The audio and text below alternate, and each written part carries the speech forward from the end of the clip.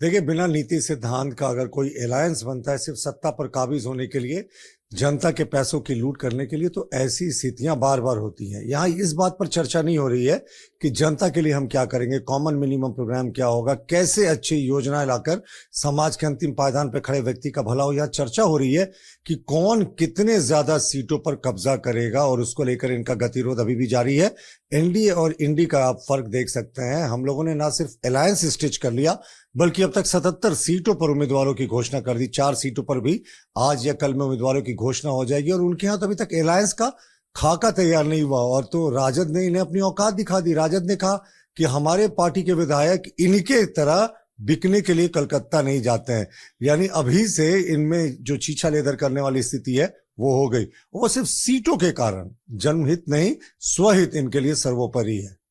देखिए, मनोज झा जी की बातों से ये स्पष्ट हो गया कि कल जो कुछ भी हुआ वो उस बात की याद दिलाता है कि बड़े बेआबरू होकर तेरे कूचे से निकले हम, और वही स्थिति हो गई। ये लोग एक दूसरे को बेइज्जत कर रहे हैं और तमाम तरह की बातें हो रही हैं, लेकिन फिर भी लोग एक दूसरे का साथ नहीं छोड़े। अंतिम तक इनकी आस जगी हुई, और जगेगी भी क्यों नहीं। 70,000 करोड़ का घपला घोटाला हेमंत सोरेन सरकार में हुआ, और ये इसकी पुनरावृत्ति करना चाहते हैं अगले 5 वर्षों तक। लेकिन अभी तक, अब तो तीसरा चौथा दिन हो गया नॉमिनेशन का, इनका गठबंधन का खाका अभी तक क्लियर नहीं हुआ। उम्मीदवारों की बात तो छोड़ दीजिए, और हमारे यहाँ नॉमिनेशन शुरू हो जाएगा।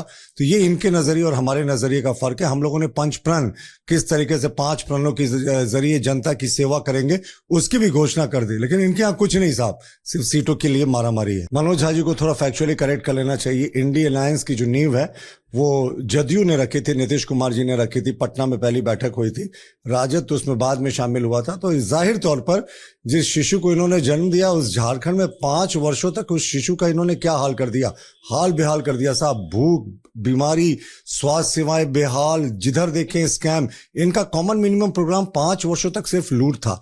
खनन की लूट हो, कोयला की लूट हो, लोहा की लूट हो, पत्थर की लूट हो, ट्रांसफर पोस्टिंग में लूट हो। तो सिर्फ लूट जिस दलों का कॉमन मिनिमम प्रोग्राम हो, आप उनसे क्या अपेक्षा कर सकते हैं। और हमारा अभी भी मानना है कि हमारे तरफ 77 उम्मीदवारों की घोषणा हो गई, और उनके तरफ 0 सन्नाटा है। देखिए, हम कार्यकर्ता आधारित पार्टी हैं। हमारे यहाँ पार्टी का केंद्रीय नेतृत्व रायशुमारी से लेकर तमाम विकल्पों के बाद उम्मीदवारों का चयन करता है। उसके बाद एक बार उम्मीदवारों का चयन हो जाता है तो पूरी पार्टी एक होकर लड़ती है। कार्यकर्ता चुनाव लड़ते हैं तो नेताओं का आना जाना लगा रहता, हमें इससे कोई फर्क नहीं होता। हम विश्व की सबसे बड़ी पार्टी है।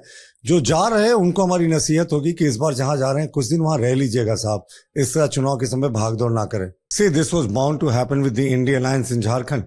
The alliance, which is based on personal ambitions, parties' individual ambitions, will always have this kind of fate. Now, for 5 years, they have been running Jharkhand and they have been looting and plundering.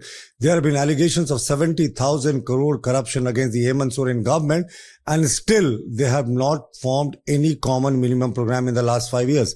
The only common minimum program evident to the public at large was loot.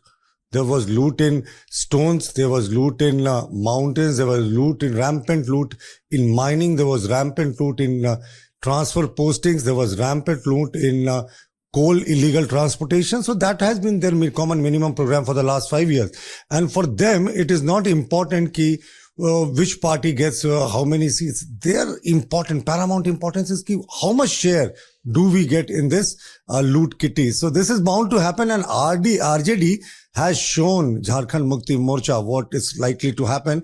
It has said that our MLAs don't go to Kolkata to sell themselves off. Now, that is what has actually happened when Congress MLAs had gone and were caught with money.